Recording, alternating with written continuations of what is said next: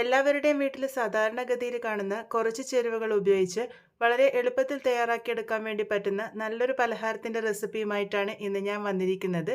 നല്ല ക്രിസ്പി ആയിട്ടുള്ള ഈ ഒരു പലഹാരം നമുക്ക് ഒരു മാസത്തോളം സ്റ്റോർ ചെയ്ത് വെക്കാനും പറ്റും. ഇതെങ്ങനെയാണ് ഉണ്ടാക്കുന്നതെന്നൊക്കെ നമുക്കൊന്ന് നോക്കിയിട്ട് വരാം. എല്ലാവർക്കും റെസിപ്പീസ് ബൈ രേവതിയുടെ ഒരു പുതിയ എപ്പിസോഡിലേക്ക് സ്വാഗതം. ഈ ഒരു പലഹാരം ഉണ്ടാക്കിയിരിക്കുന്നത് റവ ഉപയോഗിച്ചാണ്. അതിനായിട്ട് ഞാനിവിടെ ആദ്യം തന്നെ മിക്സറിൻ്റെ ചെറിയ ജാറിലേക്ക് 1 കപ്പ് അളവ് റവയാണ് എടുത്തിരിക്കുന്നത്. നിങ്ങൾക്ക് വറുത്തതോ വറക്കാത്തതോ ആയിട്ടുള്ള റവ ഉപയോഗിക്കാം. ഞാനിവിടെ വറക്കാത്ത റവയാണ് ഇട്ട് കൊടുത്തിരിക്കുന്നത്. ഇതിൻ്റെ കൂടെ തന്നെ 1/2 കപ്പ് അളവ് ഗോതമ്പ് പൊടിയാണ് ചേർത്ത് കൊടുത്തിരിക്കുന്നത്. നിങ്ങൾക്ക് റവ വലുതോ അല്ലാന്നുണ്ടെങ്കിൽ നേർത്തതോ ആയിട്ടുള്ളത് ഉപയോഗിക്കാവുന്നതാണ്. ഇനി ഇതിലേക്ക് മധുരത്തിന് പാകത്തിന് 1/2 കപ്പ് അളവ് പഞ്ചസാരയാണ് ചേർത്ത് കൊടുത്തിരിക്കുന്നത്.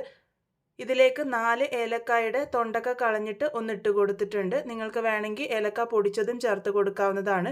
ഇതെല്ലാം കൂടെ നല്ല ഫൈനായിട്ട് ഞാനിവിടെ പൊടിച്ചെടുത്തിട്ടുണ്ട്. ഇനി ഇതൊരു വലിയ ബൗളിലേക്ക് ഞാനിവിടെ മാറ്റിയിട്ടുണ്ട്. ഇനി ഇതിലേക്ക് ചേർത്ത് കൊടുക്കുന്നത് നെയ്യാണ്. ഞാനിവിടെ 2 ടേബിൾ സ്പൂൺ അളവിൽ നെയ്യാണ് ചേർത്ത് കൊടുത്തിരിക്കുന്നത്. നെയ്ക്ക് പകരം വേണമെങ്കിൽ റിഫൈൻഡ് ഓയിലും ഉപയോഗിക്കാവുന്നതാണ്. നെയ്യ് ചേർക്കുമ്പോൾ രുചിയും അതുപോലെ തന്നെ നല്ല ക്രിസ്പി ആയിട്ട് കിട്ടാനും സഹായിക്കും. ഇനി ഇതിൻ്റെ കൂടെ ചേർത്ത് കൊടുക്കുന്നത് 2 ടേബിൾ സ്പൂൺ അളവിൽ വെളുത്ത എള്ളാണ്. വെളുത്ത എള്ളിന് പകരം നിങ്ങൾക്ക് കറുത്ത എള്ളും ഉപയോഗിക്കാവുന്നതാണ്. എള്ളും ചേർക്കുമ്പോൾ നമ്മളുടെ പലഹാരം നല്ല ക്രിസ്പി ആയിട്ട് കിട്ടാനും രുചി കൂടാനും സഹായിക്കും. ഇതിലേക്ക് ഒരു 1/4 ടീസ്പൂൺ അളവിൽ ഉപ്പും കൂടെ ചേർത്തിട്ടുണ്ട്. ആദ്യം ഈ ഒരു നെയ്യ് നമ്മുടെ കൂട്ടിലേക്ക് നല്ലപോലെ കൈ ഉപയോഗിച്ച് നേരടി യോജിപ്പിച്ച് കൊടുക്കുക. ഇതുപോലെ യോജിപ്പിച്ചെടുക്കുമ്പോൾ നെയ്യ് എല്ലാ ഭാഗത്തും ഒരേപോലെ എത്താൻ വേണ്ടിയിട്ട് സഹായിക്കും. അപ്പോൾ അതാ ഇപ്പം നെയ്യ് നല്ല പോലെ തന്നെ മിക്സായിട്ട് വന്നിട്ടുണ്ട്. ഇതുപോലെ ഒന്ന് കൈ ഉപയോഗിച്ച് പ്രസ് ചെയ്യുമ്പോൾ ഉരുണ്ട് വരുന്നുണ്ടെങ്കിൽ അത് പാകത്തിന് റെഡി ആയിട്ടുണ്ട്. ഇനി ഇതിലേക്ക് പാൽ ഒഴിച്ചിട്ടാണ് നമ്മൾ കുഴച്ചെടുക്കുന്നത്. പാൽ വളരെ കുറച്ച് മാത്രമേ നമുക്കിതിലേക്ക് ആവശ്യമായിട്ടുണ്ടാവുള്ളൂ. ഞാനിവിടെ 1/2 കപ്പ് എടുത്തിട്ടുണ്ടെങ്കിലും 1/4 കപ്പിൻ്റെ അടുത്ത് മാത്രമേ പാൽ ആവശ്യമായിട്ട് വന്നിട്ടുള്ളൂ. അപ്പോൾ വളരെ കുറച്ചായിട്ട് മാത്രം പാൽ ഒഴിച്ചു കൊടുക്കുക. ഈ ഇതിൽ പഞ്ചസാര ഉള്ളത് കൊണ്ട് തന്നെ വളരെ കുറച്ച് പാലിൽ നമുക്കിത് കുഴച്ചെടുക്കാൻ വേണ്ടി പറ്റും. അപ്പോൾ ആദ്യമേ പാൽ കൂടുതലായിട്ട് ഒഴിക്കരുത്. 1/4 കപ്പിൻ്റെ അടുത്ത് മാത്രമാണ് എനിക്ക് പാൽ ആവശ്യമായിട്ട് വന്നത്. അപ്പോൾ ദാ ഇതുപോലെ ആദ്യം കുഴച്ചെടുക്കുക. ആദ്യം ഇത് നല്ല സ്റ്റിക്കി ആയിട്ടാണ് ഉണ്ടാകുക. അതിൽ ആ ഒരു പഞ്ചസാരയൊക്കെ ഉള്ളതുകൊണ്ടാണ് ഈ ഒരു രീതിക്ക് സ്റ്റിക്കി കൺസിസ്റ്റൻസിയിലുള്ളത്. ഇതുപോലെ ആദ്യം ഒന്ന് കുഴച്ചെടുക്കുക. ഇതിനി ഒരു 15 മിനിറ്റ് നേരം റെസ്റ്റ് ചെയ്യാൻ വേണ്ടി വെക്കണം.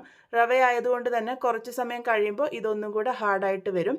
അപ്പോൾ ഈ ഒരു രീതിക്കാണ് ഞാനിപ്പോൾ കുഴച്ചെടുത്തിരിക്കുന്നത്. അതിനുശേഷം ഇതൊരു 15 മിനിറ്റ് നേരത്തേക്ക് റെസ്റ്റ് ചെയ്യാൻ വേണ്ടി വെച്ചിട്ടുണ്ട്.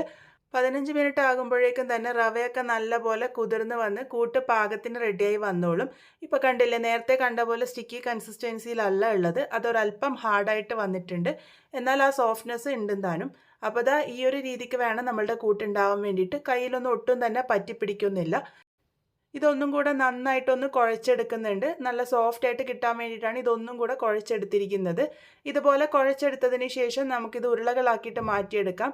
ഞാനിപ്പോൾ ഇവിടെ ഇത് 2ആയിട്ട് ഭാഗിച്ചെടുക്കുകയാണ് ചെയ്തിരിക്കുന്നത്. വലിയ ഉരുളയായിട്ട് തന്നെ ചെയ്തോളൂ. നമുക്ക് ഈസി ആയിട്ട് നമുക്കിത് ഷേപ്പ് ചെയ്തെടുക്കാൻ വേണ്ടി പറ്റും. അപ്പോൾ അതാ ഞാനിതിപ്പോൾ 2ആയിട്ട് ഭാഗിച്ചെടുത്തിട്ടുണ്ട്.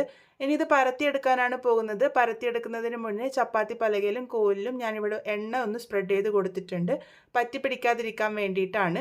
അതിനുശേഷം നമ്മൾ തയ്യാറാക്കി വെച്ചിരിക്കുന്ന ഉരുളയിൽ നിന്നും ഒരു ഉരുള എടുത്തിട്ട് ഒന്ന് പരത്തിയെടുക്കാം. ഇതിൽ ആ ഒരു പഞ്ചസാര ഉള്ളതുകൊണ്ടാണ് ഇതൊരല്പം സ്റ്റിക്കി ആയിട്ടിരിക്കുന്നത്. അതുകൊണ്ട് ഇത് നമ്മൾക്ക് പരത്തിയെടുക്കുമ്പോൾ ചിലപ്പോൾ പറ്റിപ്പിടിക്കാനുള്ള സാധ്യതയുണ്ട്. അതുപോലെ ഇത് കൈ ഉപയോഗിച്ച് തിരിച്ചു മറിച്ച് ഇടാണ്ടിരിക്കുന്നതാണ് നല്ലത്. ഇതുപോലെ പലക നീക്കി കൊടുക്കുന്നതായിരിക്കും നല്ലത്. ഇതൊരല്പം തിക്കായിട്ട് വേണം നമ്മൾ പരത്തിയെടുക്കാൻ വേണ്ടിയിട്ട്. ഇതിൻ്റെ തിക്നെസ് ഞാൻ അവസാനം കാണിച്ചു തരാം. ഇതുപോലെ പരത്തിയെടുത്തതിന് ശേഷം ഇതുപോലെ ഒരു കട്ടറോ അല്ലാന്നുണ്ടെങ്കിൽ പാത്രത്തിൻ്റെ മൂടിയോ ഉപയോഗിച്ച് ഒന്ന് കട്ട് ചെയ്തെടുക്കുക. ഈ ഒരു ഷേപ്പിൽ തന്നെ തയ്യാറാക്കിയെടുക്കണമെന്ന് നിർബന്ധമൊന്നുമില്ല. നിങ്ങൾക്ക് ഇഷ്ടമുള്ള ഏത് ഷേപ്പിൽ വേണമെങ്കിലും ഇത് തയ്യാറാക്കിയെടുക്കാവുന്നതാണ്. ഇതുപോലെ ഒന്ന് കട്ട് ചെയ്തെടുത്തതിന് ശേഷം ആ ഒരു സൈഡ് ഭാഗത്തെ കൂട്ടൊക്കെ ഒന്ന് മാറ്റിയെടുക്കുക. ഇതിൻ്റെ തിക്നെസ് ഞാനിപ്പോൾ ഇവിടെ കാണിച്ചു തരാം. ഇത്രയും തിക്നെസ്സിൽ വേണം നമ്മളിത് പരത്തിയെടുക്കാൻ വേണ്ടിയിട്ട്. ഒരുപാട് കട്ടി കൂടാതിരിക്കുന്നതാണ് നല്ലത്. ഈ ഒരു പാകത്തിന് ഇത് തയ്യാറാക്കിയെടുത്താൽ മതി. ഇതുപോലെ തയ്യാറാക്കിയെടുത്തതിന് ശേഷം ഇതിൻ്റെ മുകളിലേക്ക് ഫോക്ക് ഉപയോഗിച്ചൊന്ന് കുത്തി കൊടുക്കുന്നുണ്ട്. അത് എണ്ണയിലിട്ട് ഫ്രൈ ചെയ്യുമ്പോൾ പൊന്തി വരാണ്ടിരിക്കാനാണ് ഇതുപോലെ ചെയ്തിരിക്കുന്നത്. ബാക്കിയുള്ളതും എല്ലാം ഇതുപോലെ ഞാൻ തയ്യാറാക്കി എടുത്തിട്ടുണ്ട്. ഇനി ഇവിടെ കുറച്ച് എണ്ണ ചൂടാക്കാൻ വേണ്ടി വെച്ചിരുന്നു. എണ്ണ നല്ലപോലെ ചൂടായി വന്നതിന് ശേഷം നമുക്കിത് ഓരോന്നായിട്ട് ഇട്ട് കൊടുക്കാം. അതിനുശേഷം ഫ്ലെയിം ഏറ്റവും ലോയിലാക്കിയിട്ട് വേണം ഇത് കുക്ക് ചെയ്തെടുക്കാൻ വേണ്ടിയിട്ട്. എങ്കിൽ മാത്രമേ ഇത് നല്ല ക്രിസ്പി ആയിട്ട് കിട്ടുള്ളൂ. ഹൈ ഫ്ലെയിമിൽ വെച്ച് കുക്ക് ചെയ്യുകയാണെങ്കിൽ ഇതിൻ്റെ പുറമേ കളർ പെട്ടെന്ന് മാറി വരും. പക്ഷേ ഉള്ളോളം നല്ല ക്രിസ്പി ആയിട്ട് കിട്ടില്ല. അപ്പോൾ ഇത് ലോ ഫ്ലെയിമിൽ വെച്ചിട്ട് വേണം കുക്ക് ചെയ്യാൻ വേണ്ടിയിട്ട്. അതുപോലെ ഇട്ട് കൊടുത്തപാട് ഇത് ഇളക്കാനൊന്നും നിൽക്കണ്ട. ഒരു ഭാഗം ഇതുപോലെ നന്നായിട്ട് ഫ്രൈ ആയി വന്നതിന് ശേഷം മാത്രം മറിച്ചിട്ട് കൊടുക്കുക. അങ്ങനെ തിരിച്ചും മറിച്ചൊക്കെ ഇട്ട് ലോ ഫ്ലെയിമിൽ ഇതുപോലെ ഒരു ലൈറ്റ് ഗോൾഡൻ ബ്രൗൺ കളർ ആകുന്നത് വരെ മാത്രമാണ് ഇത് കുക്ക് ചെയ്തെടുക്കേണ്ടത്. ഈ ഒരു സമയമാകുമ്പോൾ നമുക്കിത് എണ്ണയിൽ നിന്നും കോരി മാറ്റാം. ഒരുപാട് ഡാർക്ക് ബ്രൗൺ ആക്കേണ്ട ആവശ്യമില്ല. ഇത് തന്നെ നല്ല ക്രിസ്പി ആയിട്ടാണ് ഉണ്ടാകുക. ഇതിപ്പോൾ പാകത്തിന് റെഡി ആയിട്ടുണ്ട്. റവ കൊണ്ട് തയ്യാറാക്കി എടുത്തിരിക്കുന്ന നല്ല ക്രിസ്പി ആയിട്ടുള്ള നമ്മളുടെ ബിസ്ക്കറ്റ് ഇവിടെ റെഡി ആയിട്ടുണ്ട്. വളരെ കുറച്ച് ചേരുവകൾ കൊണ്ട് വളരെ എളുപ്പത്തിൽ തയ്യാറാക്കി എടുക്കാൻ വേണ്ടി പറ്റുന്നതാണ്. കുട്ടികൾക്കൊക്കെ ഒരുപാട് ഇഷ്ടമാവും. നല്ല ക്രിസ്പി ആയിട്ടാണ് ഇതിരിക്കുക. ഇത് നല്ല എയർ ടൈറ്റ് ആയിട്ടുള്ള പാത്രത്തിൽ സ്റ്റോർ ചെയ്തെടുക്കുകയാണെങ്കിൽ 1 മാസത്തോളം ഒട്ടും തന്നെ കേടാകാതെ ഇരിക്കും. ഇതിൻ്റെ ക്രിസ്പിനെസ് നിങ്ങൾക്കിപ്പോൾ പൊട്ടിക്കുമ്പോൾ തന്നെ മനസ്സിലാകുന്നുണ്ടാകും. എല്ലാവരും എന്തായാലും ട്രൈ ചെയ്ത് നോക്കൂ. ട്രൈ ചെയ്തതിന് ശേഷം ഫീഡ്ബാക്ക്സ് പറയാൻ മറക്കരുത്. വീണ്ടും ഒരു നല്ല റെസിപ്പിയുമായി കാണാം.